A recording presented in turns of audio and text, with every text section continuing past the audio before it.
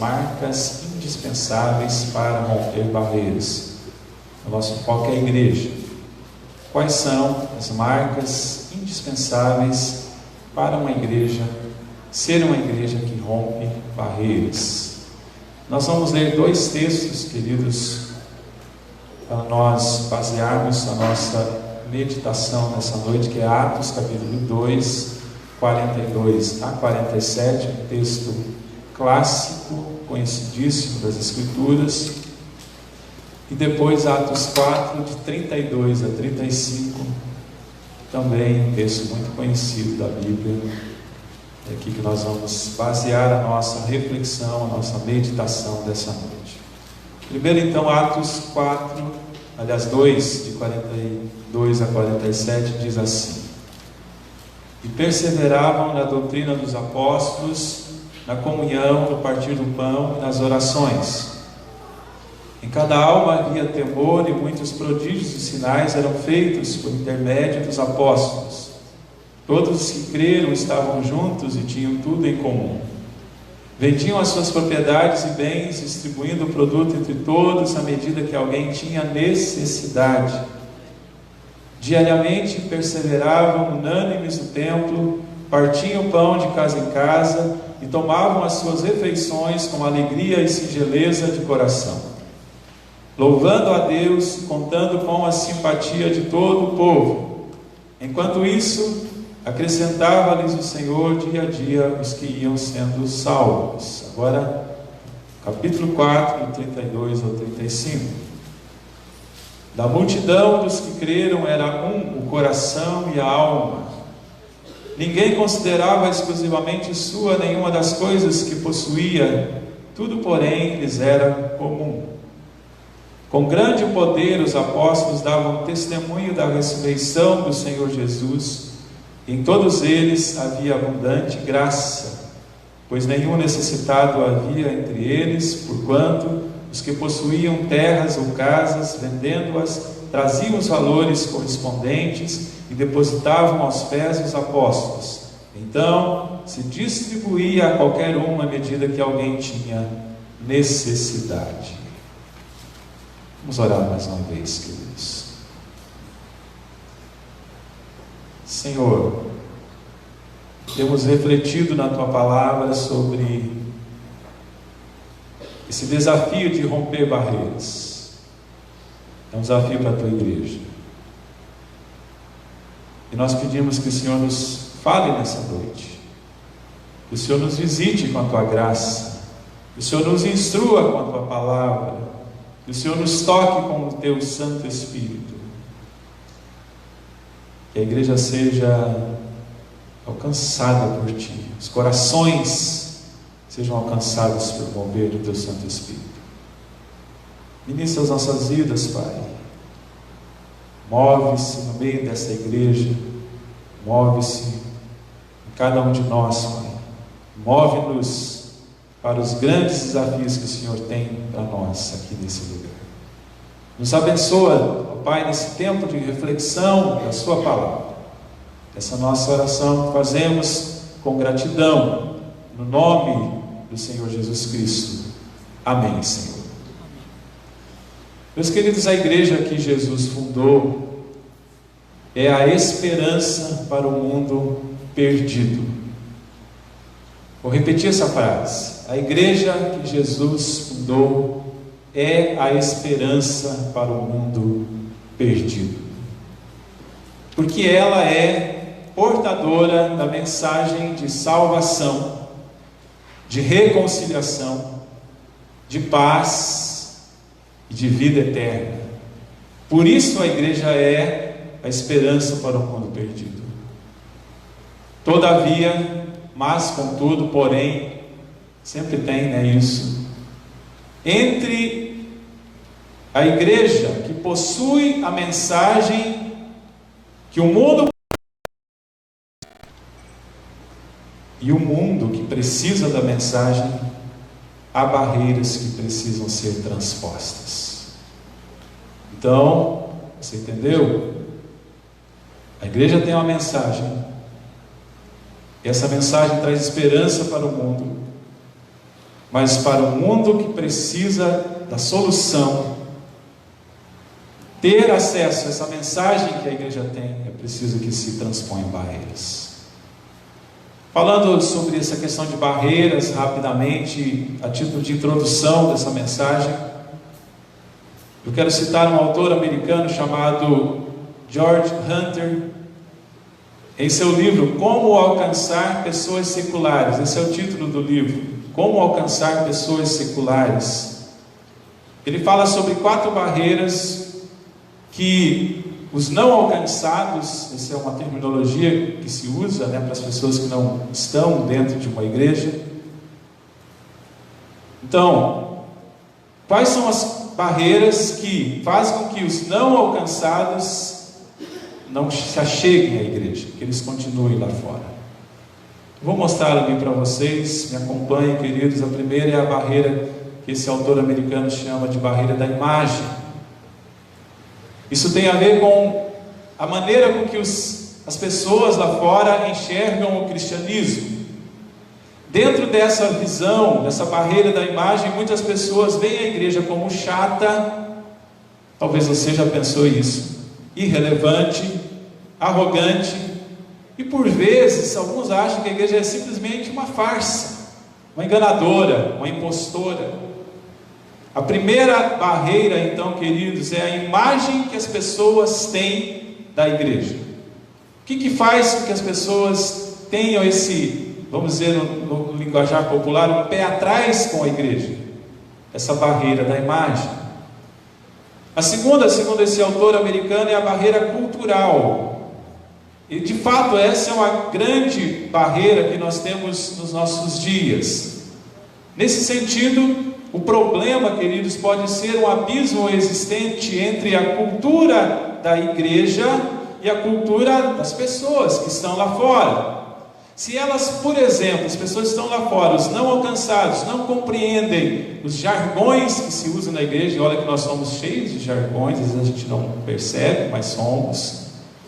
Nós temos um chamado, a linguagem, não sei se você já ouviu essa expressão, evangeliquez, que é a língua que nós falamos, o idioma que nós falamos, que às vezes não é compreensível para as pessoas não alcançadas. Então, se as pessoas não compreendem os jargões, não se conectam com a música que é cantada na igreja, não se identificam com as pessoas e não se sentem à vontade com o ambiente, isso se torna uma barreira intransponível, e que a gente chama de barreira da cultura.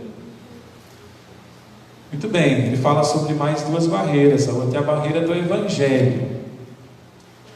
O próprio Evangelho, na visão desse autor, é uma barreira na medida em que ele requer sacrifício, na medida em que ele requer regeneração, arrependimento, transformação e uma nova direção radical para a vida. Então, quando as pessoas lá fora olham para a igreja, e a igreja está pregando um evangelho que é um evangelho exigente, que fala sobre arrependimento, sobre cruz, sobre sacrifício, sobre sofrimento, sobre mudança de vida, então elas chegam à conclusão: isso não é para mim, eu não quero isso para a minha vida. Mas essa é uma barreira legítima, ela tem que existir, é inegociável, nós não podemos removê-la, nós não podemos diluir o evangelho só para que as pessoas gostem da igreja. E a quarta barreira que esse autor fala é a barreira do compromisso total. Na mesma linha do evangelho, à medida que a pessoa cruza a barreira do evangelho, há também o chamado compromisso total, que é exigido, que é requerido. Jesus disse isso, que nós devemos deixar todas as coisas, tomar a nossa cruz dia a dia e seguirmos a Ele. Quando as pessoas se deparam com essa barreira de um compromisso total, elas dizem: não estamos preparados para assumir esse compromisso. Então veja bem, nós estamos falando nesse mês sobre romper barreiras. Essas são algumas barreiras que as pessoas lá fora têm em relação à igreja: a barreira da imagem, a barreira da cultura, a barreira do evangelho, a barreira do compromisso total. Tentando fazer um fechamento, queridos, nessa introdução dessas 4 barreiras, o nosso desafio como igreja é remover a barreira da imagem, para que as pessoas não tenham mais essa barreira. Como fazemos isso? Sendo uma igreja bíblica, sendo uma igreja engajada, sendo uma igreja séria, sendo uma igreja relevante, sendo uma igreja coerente, para que as pessoas olhem para a igreja com outros olhos, que elas mudem a opinião ruim que elas têm da igreja na atualidade. O nosso desafio como igreja é, digamos assim, eu vou usar uma palavra que não é muito boa, mas não achei outra, driblar a barreira da cultura, fazendo a leitura correta da cultura e estabelecendo os links necessários que possibilitem a transformação da cultura através do Evangelho. O nosso desafio como igreja em relação à terceira barreira é ajudar as pessoas a transporem a barreira do Evangelho, comunicando-o de forma clara, completa e objetiva, porque muitas vezes a pessoa não tem uma barreira com o Evangelho, mas é com a maneira com que o Evangelho é comunicado, a maneira como ele é pregado, ou seja, ele não é entendido pelas pessoas porque ele é complicado demais pelas igrejas. E o nosso desafio como igreja é conduzir as pessoas ao rompimento da barreira desse compromisso total, através do entendimento de que a única resposta possível que podemos dar ao nosso Redentor, que entregou a sua vida por nós, é uma completa rendição e submissão a Ele com gratidão, porque Ele fez tudo por nós. Então nós nos rendemos a Ele e entregamos a nossa vida toda. Muito bem, queridos, feita essa introdução falando sobre as barreiras, eu quero perguntar nessa noite e responder: quais são as marcas de uma igreja que rompe barreiras? Como a igreja precisa ser para romper essas barreiras da imagem, da cultura, do Evangelho, do compromisso total? Vamos lá, queridos, eu quero caminhar com os textos que nós lemos no livro de Atos, que é o nosso livro-texto desse mês. Dizer em primeiro lugar, falar sobre a primeira marca de uma igreja que rompe barreiras, que é a marca da firmeza doutrinária. Essa é a primeira marca de uma igreja que rompe barreiras: firmeza doutrinária. Então nós vamos pensar nesses textos bíblicos que nós lemos no início, Atos 2, 42 a 47, Atos 4, 32 a 35, bem como uma série de outros textos nos livros de Atos, no livro de Atos. Esses textos, queridos, eles são chamados de sumários. Tem vários sumários no livro de Atos, porque eles são uma espécie de resumo que o autor, Lucas, faz. É um resumo, ele narra um pouco da história da igreja e daí ele faz um resumo. E nesse resumo ele fala sobre o momento que a igreja vive, os avanços que a igreja está experimentando e as qualidades que ela apresenta. Então, Atos 2, 42 a 47, nós temos um sumário, um resumo. Atos 4, 32 a 35, a gente tem um sumário, um resumo, e assim outros textos ao longo do livro de Atos que não vão ser objeto do nosso estudo nessa noite. E Lucas então começa com a sua descrição dizendo: e perseveravam na doutrina dos apóstolos. Quando ele vai falar sobre as marcas, as características dessa nova igreja, ele fala: perseveravam na doutrina dos apóstolos. Essa é uma marca fundamental para a igreja do Senhor Jesus. A nova igreja, a igreja primitiva, lá quando ela tinha sido fundada, ela é fundamentada na doutrina dos apóstolos. E por isso, queridos, ela está alicerçada nos ensinos de Cristo, porque os apóstolos ensinavam o que Cristo havia ensinado. Esses novos crentes que fazem parte daquela igreja haviam sido instruídos sobre a obra salvífica de Cristo. Esses novos crentes foram impactados pela pregação do Evangelho. Esses novos crentes haviam sido confrontados em relação aos seus pecados. Esses novos crentes haviam sido chamados para o arrependimento. Esses novos crentes haviam sido plenificados com a presença do Espírito Santo. Esses novos crentes haviam sido atraídos pela presença de Cristo. Esses novos crentes haviam sido inseridos na nova comunidade, a comunidade cristã. Tudo isso havia acontecido com eles. Agora eles estão sendo discipulados, eles estão aprendendo a como ser crentes, eles estão aprendendo a como viver como discípulos de Cristo, eles estão sendo ensinados pelos apóstolos, eles estão sendo doutrinados, queridos, para ter uma vida de acordo com os princípios de Cristo. Firmeza doutrinária, perseveravam na doutrina dos apóstolos. Então nós precisamos dizer, olhando para os nossos dias, é sempre bom fazer esse contraponto e aplicar para os nossos dias, nós vivemos tempos difíceis. Nós vivemos tempos de abandono da palavra de Deus. Nós vivemos tempos de apostasia, que é o abandono da fé correta. Nós vivemos tempos de desvios doutrinários, tempos de sincretismo religioso, que se misturam todas as coisas, tempos de diluição doutrinária. Mas eis uma marca que a igreja precisa ter, querido: firmeza doutrinária, se ela quiser continuar sendo uma igreja saudável, que vai produzir transformação, que vai experimentar o crescimento e que vai glorificar ao Senhor. Firmeza doutrinária. E ter firmeza doutrinária é continuar anunciando as verdades absolutas do Evangelho em tempo de relativismo. Ter firmeza doutrinária é continuar ensinando a Bíblia, queridos, de forma corajosa e consistente. Ter firmeza doutrinária é continuar defendendo, por exemplo, a compreensão teológica reformada, que é o que a nossa igreja preza e prega. Ter firmeza doutrinária é não se render diante das investidas do liberalismo que está aí, do relativismo que está aí, ou do sincretismo, que é essa mistura de todas as coisas. Quais são as marcas de uma igreja que rompe barreiras? Primeiro, firmeza doutrinária.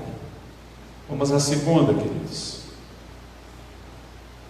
A segunda marca de uma igreja que rompe barreiras ela é marcada, queridos, por vitalidade devocional. Vitalidade devocional. Quando olhamos para a igreja de Atos dos Apóstolos, que é o nosso objetivo aqui, tanto nos dois textos que nós lemos no início, quanto em outras porções desse livro, nós encontramos uma igreja que tem vida devocional. Uma vida devocional dinâmica e intensa.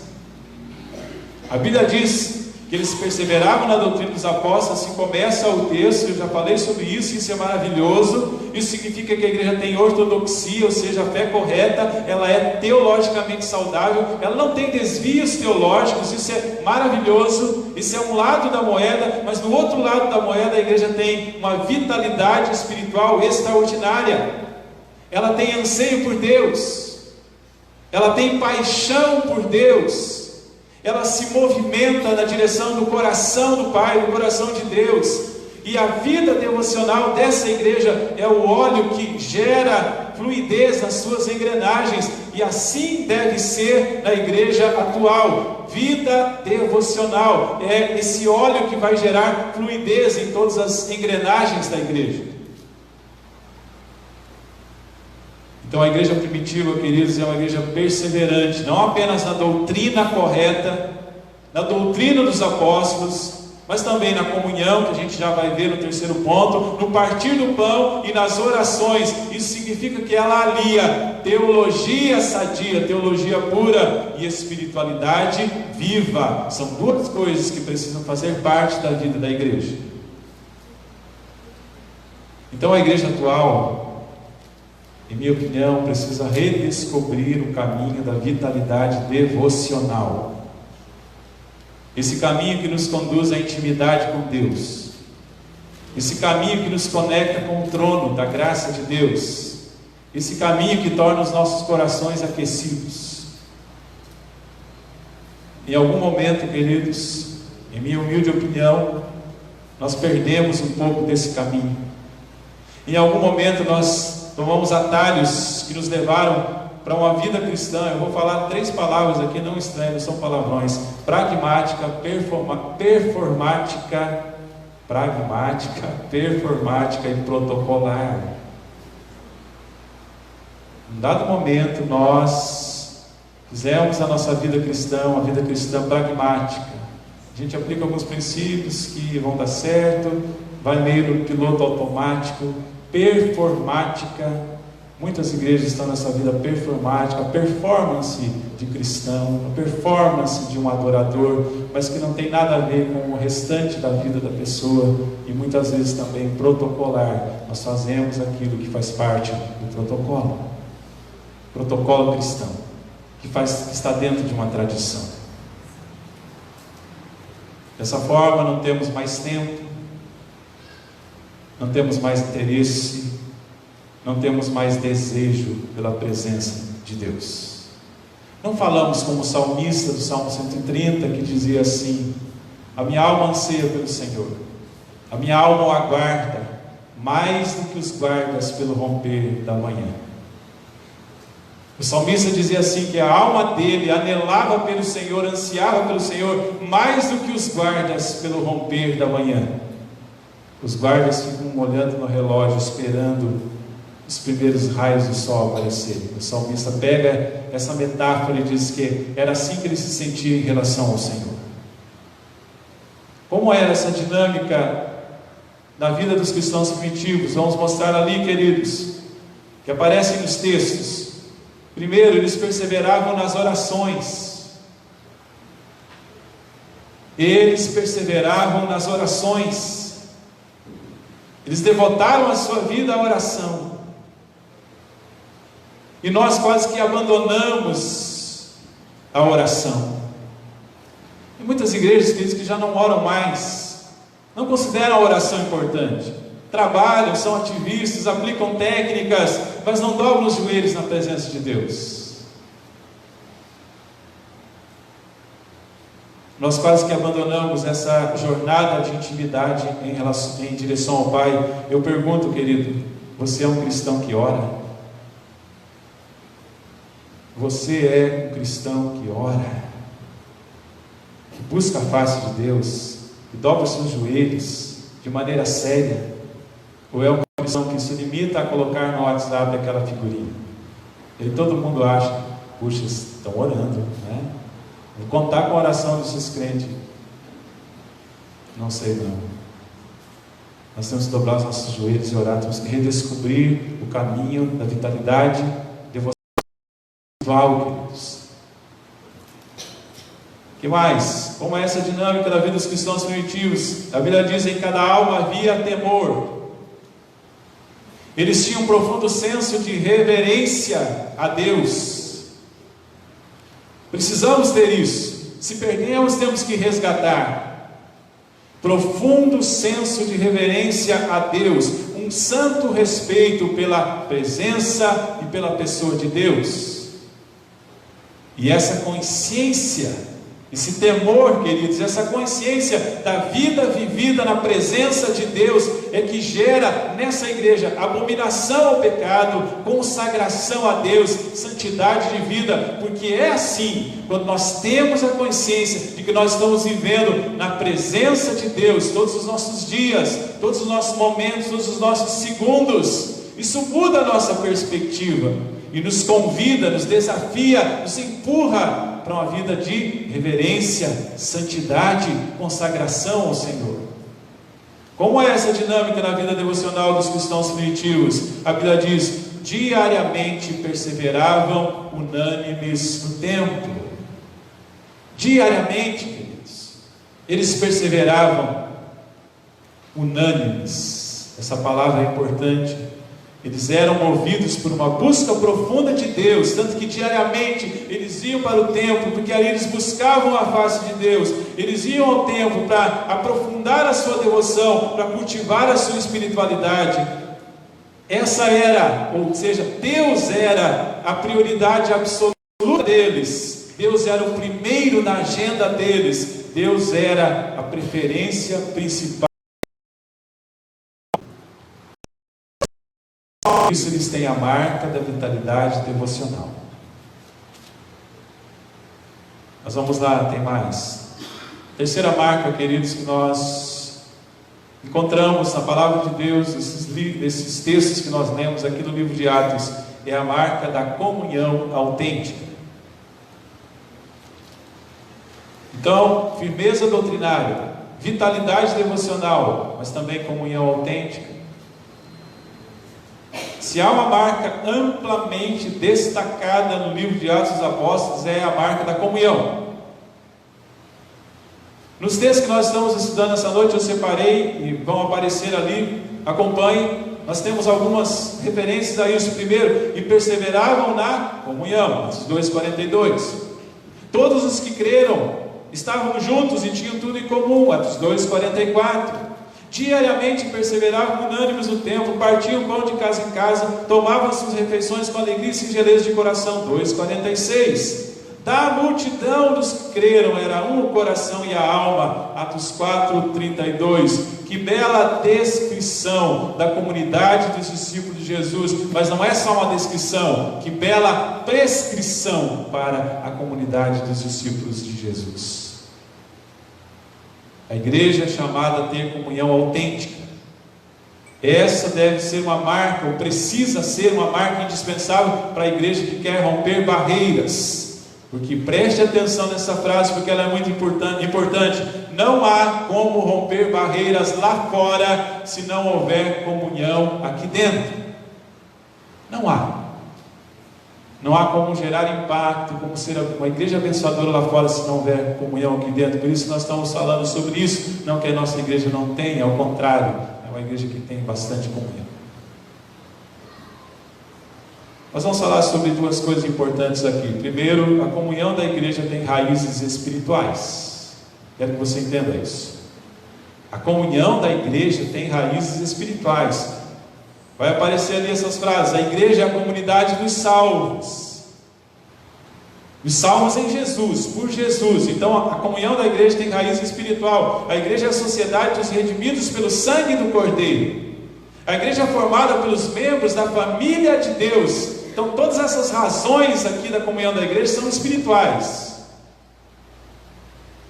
Preste atenção nessa frase, vai aparecer ali. A fonte da comunhão da igreja não é lógica nem ideológica, mas teológica.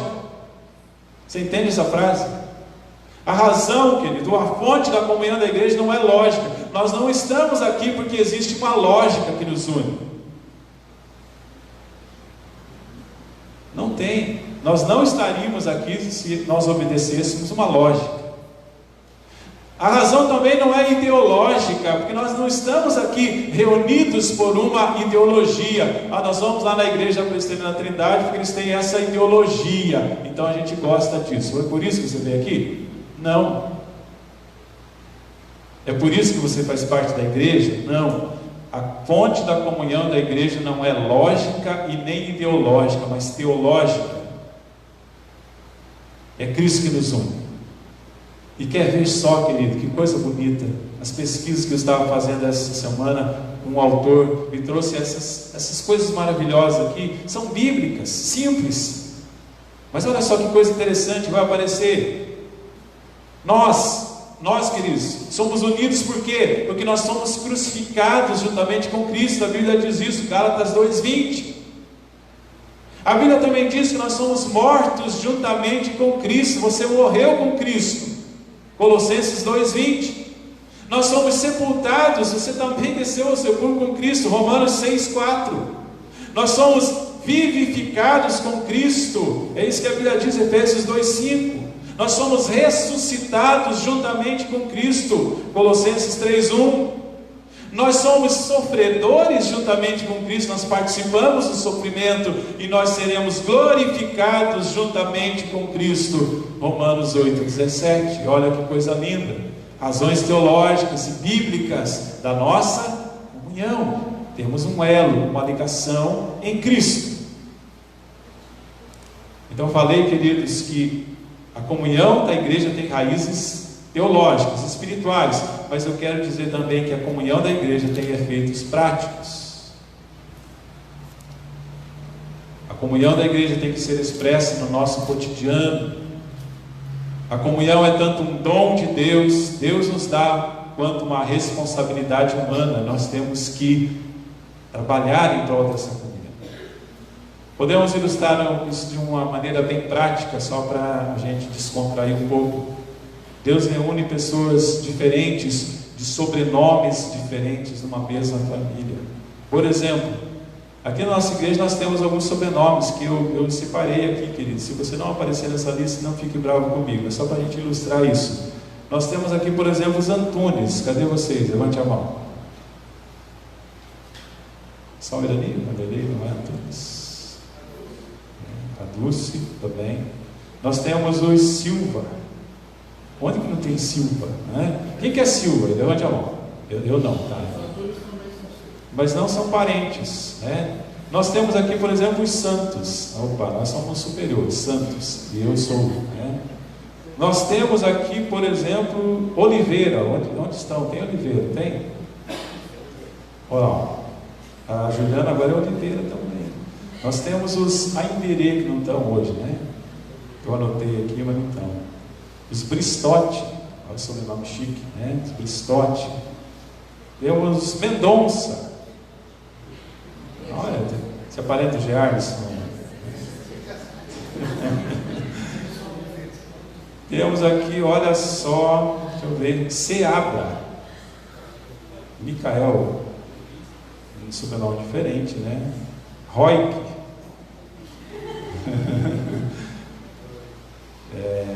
vou parar por aqui, tem mais coisa aqui. Mas, queridos, nós somos todos da mesma família. Esse que é o bonito, esse que é o legal. Todos nós não temos esses sobrenomes, todos nós fazemos parte de uma mesma família. É isso que Deus nos faz. E então, essa comunhão, queridos, que ela é teológica, ela tem que ter efeitos práticos. Ela resulta então em três coisas que nós vamos mostrar rapidamente ali. Ela resulta em harmonia relacional. A comunhão teológica da igreja deve resultar em harmonia relacional. A igreja marcada por comunhão denota entendimento, alinhamento, convergência, unidade de propósito. A comunhão promove interesse e cuidado. A igreja que é marcada pela comunhão é uma igreja que se preocupa, se importa com as necessidades dos outros. Não fecha os olhos, faz que não enxerga. A comunhão também implica em compaixão e generosidade. A igreja marcada por comunhão é uma igreja que se sensibiliza e se mobiliza para suprir as carências da comunidade, da sua comunidade. Então, comunhão é algo extremamente importante. Mas, finalmente, hoje tem 4 pontos. A quarta marca de uma igreja que rompe barreiras é a ousadia evangelística. A marca da ousadia evangelística. Essa marca, queridos, fica evidente quando nós olhamos a palavra de Deus e nós vemos, por exemplo, a ousadia que Pedro tem ao pregar o Evangelho. Essa marca fica evidente quando a Bíblia diz que o Senhor acrescentava dia a dia os que iam sendo salvos. Ora, a salvação vem por ouvir, e ouvir o quê? A palavra de Deus, a pregação. Então significa que eles pregavam a palavra e as pessoas iam se chegando, se convertendo, entregando suas vidas a Jesus. Mas essa marca fica ainda mais evidente quando nós olhamos para o versículo que nós lemos no segundo texto, Atos 4:33. Com grande poder os apóstolos davam testemunho da ressurreição de Jesus. Ousadia na evangelização. Essa é uma marca que a igreja precisa ter para romper as barreiras. Lembra das barreiras que eu falei na semana passada? Geográficas, culturais, étnicas, espirituais e numéricas. Ousadia evangelística. Nós precisamos saber algo muito importante, queridos, que o evangelismo é primariamente um trabalho de Deus. Se Deus não agir, ele não sai. Mas Deus o faz através de nós. É um trabalho que Deus vai fazer. É Deus que vai mover os corações, é Deus que vai converter as pessoas. Nós temos isso na nossa teologia, não abrimos mão disso, mas Deus quer nos usar para a realização dessa obra. Essa ousadia, queridos, evangelística na igreja primitiva é identificada, queridos, de uma forma indelével, clara e evidente, quando Pedro e João são ameaçados pelo sinédrio judaico e proibidos de anunciar a mensagem do Evangelho. Qual foi a resposta deles? Eles dizem assim: pois não podemos deixar de falar das coisas que vimos e ouvimos. Atos 4:20. Precisamos dessa ousadia aqui. Nós precisamos de crentes ousados. Nós precisamos, queridos, eu quero deixar isso mais claro e mais específico, precisamos de estudantes ousados dentro das escolas, dentro da universidade. Terão essa oportunidade amanhã, não terão, presidente Elias, de fazer evangelismo.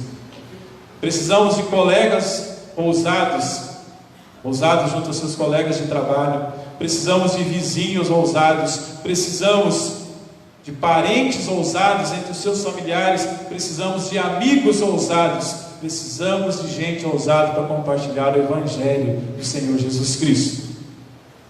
Partindo para o final, queridos, quero fazer 3 coisas ainda. Como seremos ousados na evangelização? Como romperemos barreiras? Essa é uma pergunta. Eu quero dar 5 dicas aqui que são bem práticas para você, para que esse sermão tenha a sua fundamentação teológica e bíblica que eu fiz, mas que você também saia daqui nessa noite com algo prático. Como seremos ousados na evangelização? Como romperemos barreiras? Primeiro, trocando o foco interno pelo externo. A igreja não pode ficar olhando só para si mesma, aqui para dentro. Tem que trocar esse foco interno para o foco externo, e assim sair rompendo barreiras em rumo à evangelização. Como nós fazemos isso? Substituindo a timidez pela intrepidez. Há muitas pessoas que dizem assim: eu sou tímida demais. Substituamos, queridos, essa timidez que é característica, faz parte da personalidade, pela intrepidez, que é algo que o Espírito Santo de Deus promove em nós. Como fazemos isso? Fazendo do evangelismo uma prioridade. A igreja tem que fazer do evangelismo uma prioridade, porque ela não existe só para ela existe por causa dos outros. Como fazemos isso? Deixando a aleatoriedade e abraçando a intencionalidade. Às vezes a gente tem uma vida aleatória, mas nós precisamos dar intencionalidade à nossa vida. Intencionalidade lá dentro da faculdade, intencionalidade lá dentro da sua sala, intencionalidade entre os seus vizinhos, colegas e parentes, para compartilhar o Evangelho. Como fazemos isso? Contando com o impulso, o empoderamento e a direção do Espírito Santo de Deus. A outra coisa que eu quero mostrar, queridos, eu quero resumir esse sermão dessa noite para que você entenda bem os 4 movimentos que nós precisamos fazer como igreja. Vai aparecer ali, acompanhe por favor. O primeiro é um movimento em direção à profundidade. A firmeza teológica e doutrinária tem a ver com isso. O primeiro ponto da mensagem tem a ver com isso. É você se aprofundar em direção à palavra. O segundo movimento que nós precisamos fazer é a verticalidade, ou seja, a vitalidade devocional que nos eleva em direção a Deus. Esse é o movimento que nós precisamos como igreja fazer. O terceiro é a circularidade, ou seja, tem a ver com a comunhão autêntica. É o nosso movimento em direção aos outros. E o quarto é a horizontalidade, ou seja, a ousadia evangelística é o nosso movimento em direção ao mundo.